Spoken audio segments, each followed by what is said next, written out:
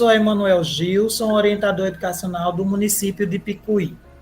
E hoje nós vamos conversar com o profissional Willen Soares, fonoaudiólogo. Atua em clínicas particulares em João Pessoa, é coordenador da equipe ABA, com experiências com crianças surdas e autistas. É claro que esse profissional, o Willens, ele trabalha com inclusão, né? Então, não só com crianças surdas ou outras deficiências. Willens, essa é uma ação, será um podcast, né? Aonde é uma ação da 4ª Semana Municipal da Pessoa com Deficiência. Seja bem-vindo, e nesse momento nós vamos iniciar uma conversa sobre aceitação da pessoa por parte da família, inserção, como acontece a inserção no ambiente escolar, como deve ser essa inserção e a importância do trabalho multidisciplinar. Willis, no caso, quando um paciente chega na clínica e percebe-se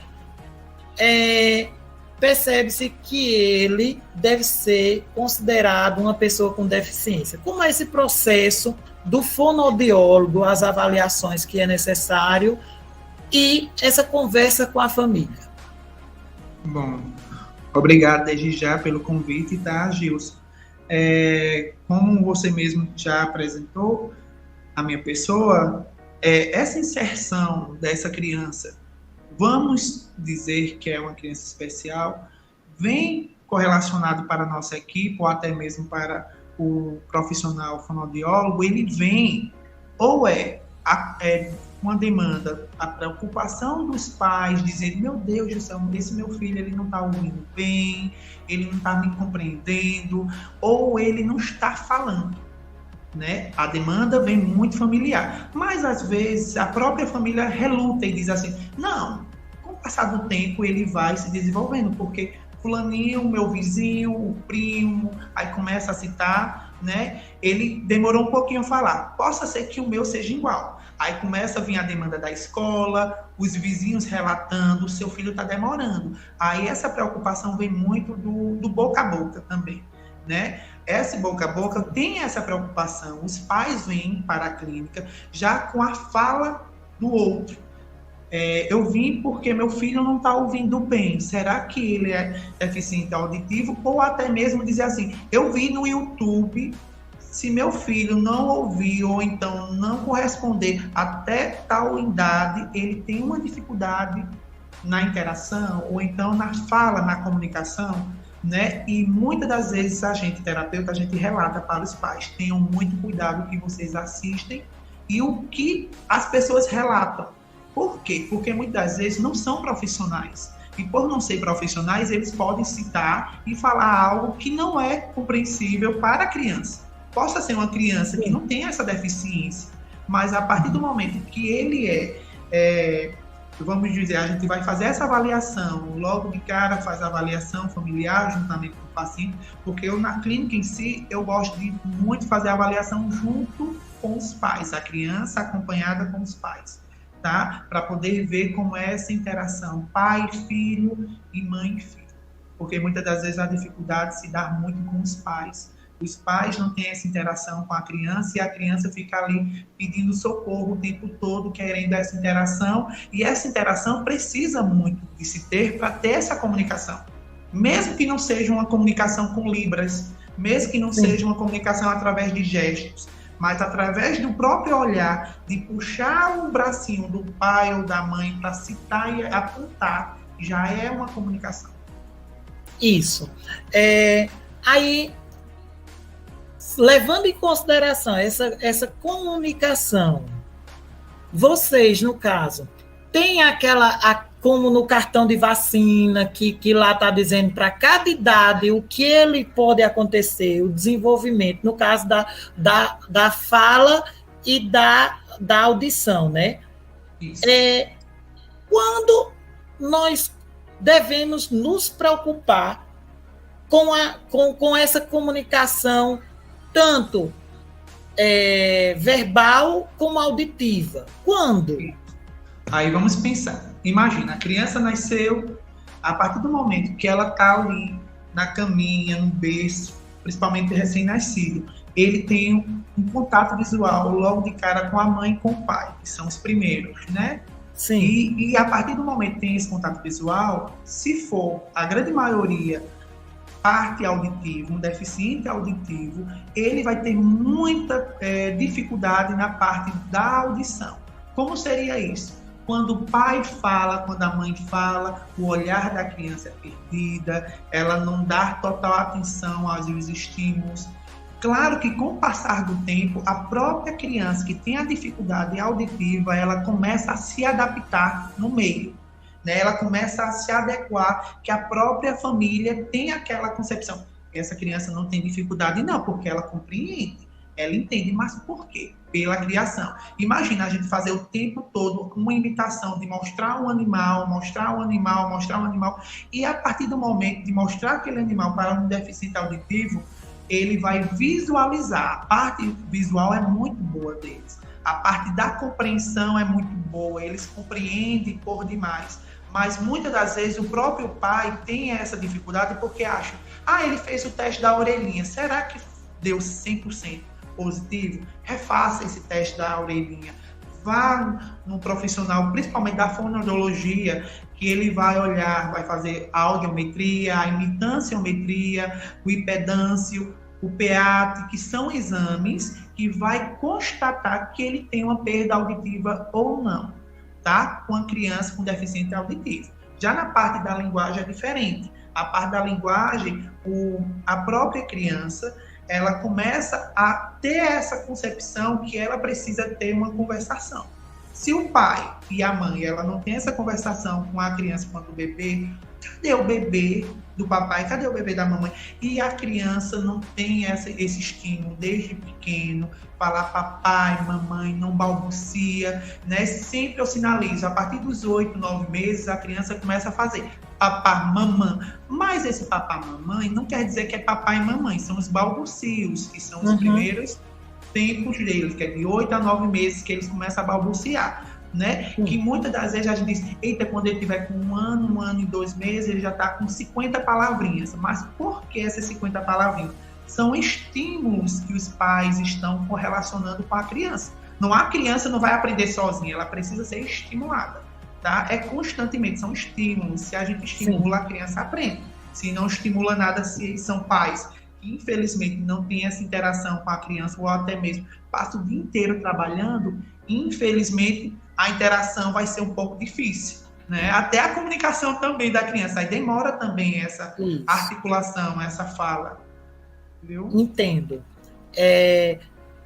Então, quer dizer, quanto mais cedo você estimular a audição e a verbalização, mais ela se desenvolve. Então quer dizer que não tem um padrão para, vamos dizer assim, para aquelas pessoas que acham que o fim é um diagnóstico. Né? Não tem, então, exatamente. Então não tem, por exemplo, eu preciso ir no fonoaudiólogo se ele não começar a balbuciar aos 9 meses. Né? Então não tem um tempo determinado, todo tempo é tempo. O que a gente vê, muitas das vezes a gente sinaliza o tempo a grande maioria, as grandes demandas dos meus pacientes são de 9 meses, 1 ano, 1 ano e meio. Por quê? Porque os pais são muito preocupados, né? E a gente sempre relata 1 ano e meio até 2 anos a gente tem que observar. Se for pais de primeira viagem, eles ficam muito preocupados, eles ficam relatando. Será que são autistas? Porque a grande maioria não quer dizer que são todos autistas que têm esse atraso de fala, tá? Porque muitas das vezes, por ter atraso de fala, os pais já sinalizam dizendo que é autista. A gente tem que tirar isso da cabeça, tá? Para ser autista, ele precisa ter várias comorbidades, várias dificuldades, só não é uma, tem que ter várias.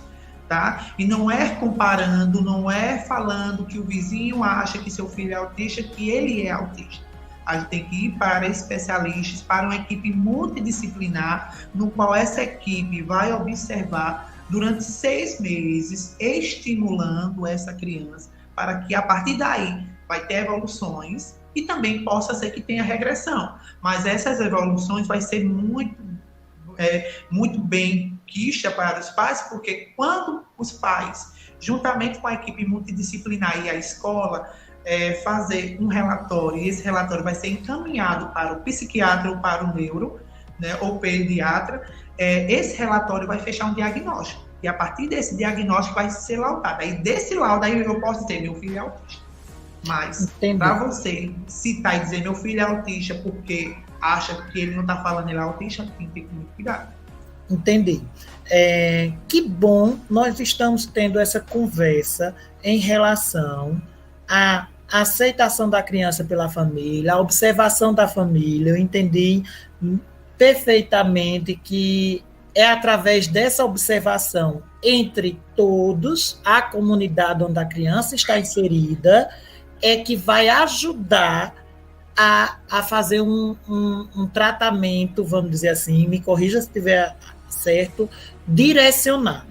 Nós já falamos aqui sobre a aceitação pela família e falamos da importância do trabalho multidisciplinar. E aí, quando a família decide, né, percebe-se que seu filho é uma pessoa deficiente, né, e decide colocar na escola. Como é, na visão da fonoaudiologia, qual a importância dessa inserção no ambiente escolar e qual o papel da escola? Bom, é o seguinte, eu como fono, quando eu tinha tempo, né, que agora como eu trabalho de segunda a sexta, literalmente na clínica, eu não tenho tempo de visitar as escolas dos meus pacientes, e até então nessa pandemia a gente não está fazendo essas visitas. Mas antes da pandemia eu estava fazendo essas visitas corriqueiramente. Porque essas visitas que o fono faz, também o psicopedagogo faz, também o psicólogo faz. Mas o fono em si, eu quando fazia a visita na escola, era para observar o ambiente, a sala de aula como era a quantidade de alunos, como era a qualidade também do ensino, como era o material da educação, né, no qual era passado para essa criança, porque a grande maioria das demandas da criança especial, eles precisam de ter materiais e até mesmo atividades voltadas para ele. Não quer dizer que ele não vá acompanhar os coleguinhas, eles acompanham sim, mas muitas das vezes a recusa da escola de dizer a gente não tem vaga, a gente não consegue lidar com essa criança porque a nossa equipe não é preparada. Vamos pensar o seguinte, a nossa equipe nunca vai ser preparada para receber uma criança especial a partir do momento que você não faz o primeiro passo. Se você dá o primeiro passo como professor, como coordenador, como diretor, eles nunca vão ser aceitos de formas positivas. Se vocês, de certa forma, dizem assim, não, eu vou abrir as portas porque eu concordo e eu sei que é direito da criança especial ser colocado no ambiente junto de crianças atípicas e típicas, porque não quer dizer que uma criança especial só vai ficar junto de especiais, não, porque a partir do momento que a criança é colocada no ambiente fechado só com crianças especiais, no ambiente onde tem crianças atípicas e típicas, os próprios pais podem correr com a liminar judiciário e colocar um processo na escola, tá? Porque, por ordem, principalmente crianças autistas, se a escola não aceitar essa criança autista por lei, eles levam um processo e esse processo ou eles pagam a escola com cestas básicas ou até mesmo com a inserção dessa criança e a própria instituição vai ter que aceitar aquela criança. Mas vem muito dos pais essa dificuldade de dizer, meu Deus do céu, eu não sei quais são os direitos da minha criança para poder inserir e até mesmo a demanda daquele professor, porque o professor fica desesperado. Né? Imagina, uma sala de aula com 20 ou 30 alunos, no qual tem várias comorbidades, porque tem crianças típicas e atípicas, vem TDAH, vem TOD, vem autistas, vem crianças com uso de aparelhos auditivos, no qual precisa de acompanhamento. E esse acompanhamento não é o professor só, né? Essa criança especial, ela tem por direito também ser acompanhada com um acompanhante.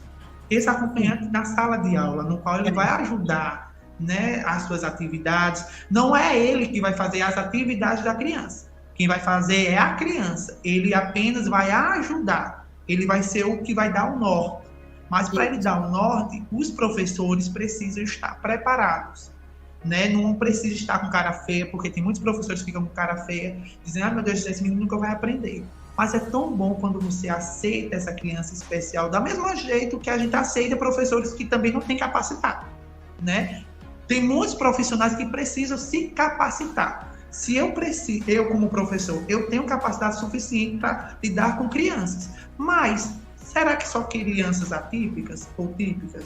Né? A gente está no mundo global, no qual a gente tem que ter essa aceitação. A gente não vai, de certa forma, lidar com o novo da mesmo jeito que um pai lidar constantemente com um olhar preconceituoso, com um não, de dizer as portas fechando na escola, com a direção dizer, e agora como eu vou fazer um relatório com uma criança que cada vez mais a gente não consegue lidar com essa criança, né? Quando essa criança é aceita a partir do ambiente escolar, o próprio fono, no caso eu, quando faço a visita, eu relato para os pais e para a coordenação. Infelizmente, essa dificuldade nessa escola o seu filho não pode estar, porque ou eles melhoram em todos os sentidos, ou infelizmente a gente tem que procurar, ou então tem que transferir para outra escola. E eu sou muito assim de procurar escolas diante com outros terapeutas, com outros profissionais, porque quando eu percebo que aquela escola é bem aceitiva, a gente encaminha para aquela escola, no qual onde tem amigos, terapeutas que fica também e trabalham nessa escola. Willis, é esclarecedor as suas explicações. O senhor está de parabéns com esse compromisso do profissional, né? Esse profissionalismo. E sempre é bom conversar sobre inclusão, né? Lembrando que esse podcast é uma ação, né, desenvolvida pela Secretaria de Educação e Cultura do município de Picuí para a 4ª Semana Municipal da Pessoa com Deficiência.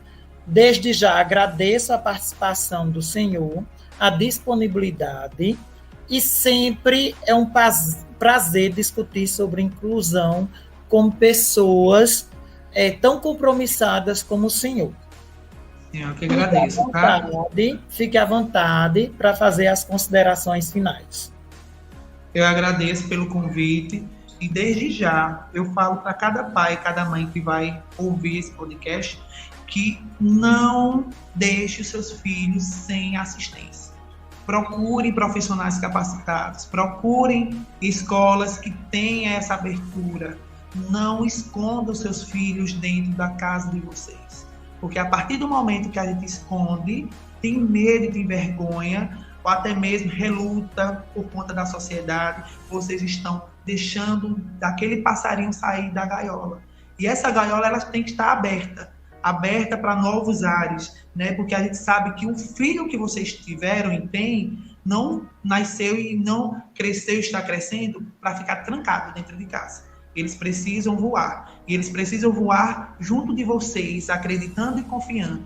Tá? A partir do momento que vocês confiam e acreditam no filho de vocês, eu garanto a vocês, evolução vai ter. Tá? E sempre acompanhado com a equipe multidisciplinar. Eu agradeço por demais ao professor, tá? A Guilherme pelo convite, a você, Gilson.